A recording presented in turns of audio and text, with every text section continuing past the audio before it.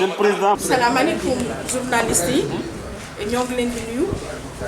tey jii dañ fi ñëw fii ci bourse travailleur Kër Madiab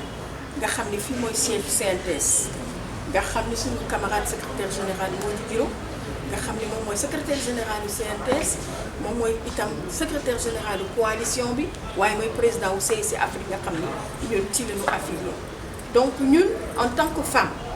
ndax dañoo xalaat ni comme que góor ñi ñoom organisé wu nañu les centrales syndicales les plus représentatives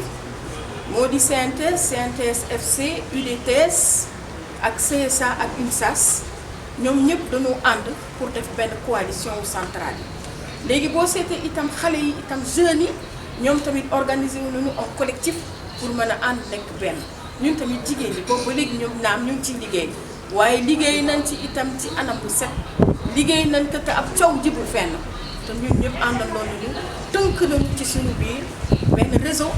bi nga xam moom la ñu woowee réseau national des femmes syndicalistes du Sénégal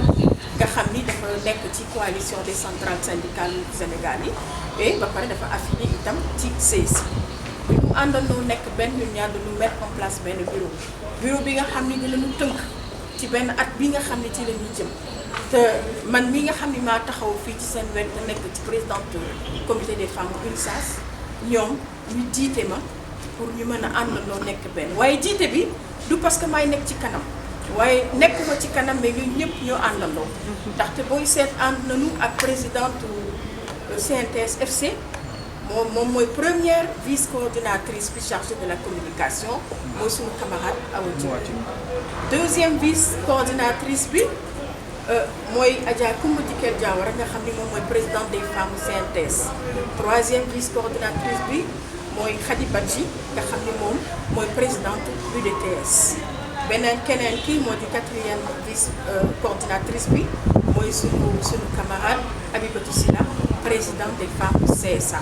kon xam nga ni centrale yi ñoo tënk loolu waaye ñu ñoo àndandoo nekk benn ndaxte xam ngeen ni tey problème jigéen ñi soo buggee ànd di ko régler te di ko wax te di laaj da ngeen war a ànd nekk benn ci benn cadre boo xam ni loolu tënk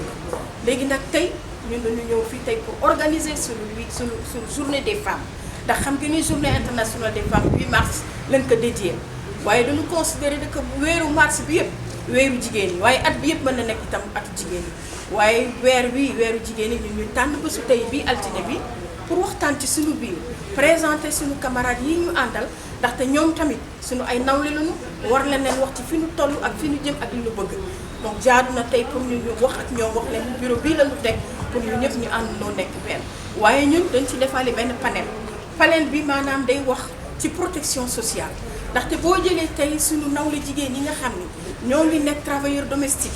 boo jëlee ñi nga xam ne ñoo ngi nekk ci informel bi maanaam ñi amee restaurant ñi amee coiffeuse ñi nekk ci travail informel bi nga xam ni tënkuwul fenn ndax ñoom dañuy liggéey ci seen liggéey te bu weer deewee amuñu fu ñu mën a dem faju amuñu fu ñuy faju seen doomu bu ñu feebaree amuñu fu ñu leen faj dañuy jël ci li ñuy am as tuut te ku nekk xam na ni pandémie bi gaañ na lu bari ci biir réew mi te surtout jigéen ñi la gën a laaj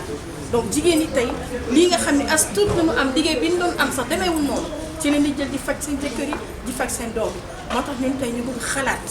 loo xam ne dinañ ko mën a tënk ñun ak ki nga xam ne ñoo ñu koy présenté pour ñu xam naka la ñu mën a dem pour harmoniser loolu yëpp koo naka la ñuy def ba génn ci yenn yi. maa ngi leen di nuyu di leen jaajëfal bu baax a baax di rafetlu aussi jataayu tey bi samay présidente femmes yi dañoo kontaan ñun les secrétaires généraux parce que lii dañ ko doon xaar ñëpp nekk benn te tey nag loolu lañ def seen assemblée générale dañoo wax ni ñun dañoo bëgg a liggéey à l'image de 5 secteurs généraux yi nga xam ne dañoo ànd donc bureau mooy coordinateur bi te au niveau de la CSI aussi mooy président et Mademba Seck nekk fee Ilimane nekk fee Cheikh Diop nekk fee ñun ñëpp dañuy toog di waxtaan kon nag ñoom aussi dañuy toog di waxtaan loolu lañ tënk tey xale yi aussi les jeunes aussi ñoom dañuy toog di waxtaan kon loolu moo tax tey ñu toog ñu ne tey dañuy def suñu assemblée générale wax ne président bi UNSAS mooy suñu coordinatrice léegi moom moo leen di coordonné ñeneen ñi nekk si ginnaawam ñu liggéey ensemble vraiment ñun en tant que secrétaire général kontaan nañ si loolu te ñun dinañ leen jàppale si loolu activité bu ñu am dinañ leen jàppale si moyen lépp daal ñëpp en tout cas man dinaa nekk seen porte-parole au niveau des secrétaires généraux de la coalition. di wax ni bés bi dañ koy rafetlu defoon nañ ko daaw fekk que ren kon dañ koy baaxantal daaw def nañ fi journée 8 mars ñu def ko le 14 yàlla def ci sutura mu jàll ren gàtt na on l'a organisé en moins de 15 jours ñu def ko def ci ak suñu fit yàlla def tey ba ñu am lii kon nit ki doo xëy rek am li la neex loo gis rek àddina ay cheminement la ak ay jéego yu ñuy dox te lii ñu sos nag ñu nekk le réseau des femmes syndicalistes de la coalition des centrales syndicales affiliées à la CESI bi ñu toogee nag def suñu coordination le 27 février trouver un consensus parce que loo gis rek bu ko consensus lalu day indi ay rëq-rëq ëllëg te foog naa ni pour l'instant bii yoon moom xaw ma beneen de waaye bii moom teg nañ ko et c'est les 5 centrales qui sont dans la coalition loolu bu leeree suñu bopp rek suñu liggéey dina yomb te dina mën a jëm kanam donc ma ni woon di ñaaxaat yeneen femmes yi ñépp ñi nekk ci centrale yi képp ku sa centrale boo ñëwal nga liggéey ci réseau bi ñëwal nga liggéey parce que loolu la ñu am lii tey mooy suñu tiitar bu ëllëgee feneen fu ñu demit ñu xam ne ñun kat am na fenn fu ñu bokk te suñu casquette centrale moo ñu fa teg te bu ñu jàkkooree ci loolu rek foog naa dinañ mën am ay avancées donc may remercier ñëpp di wax ni franchement c'est une journée réussie moi je considère que c'est une journée réussie ndax suñu objectif moo doon def panel teg écran nit ñi seetaan kon loolu foog naa ni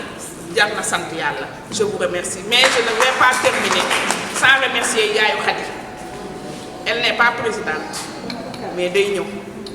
Yaa Khady dana fi jëkk sax yenn sa ay présidente yi xam ni engagement moo ko dara engagement moo ko donc tey ñu taxawee dinañ ko gërëm ci loolu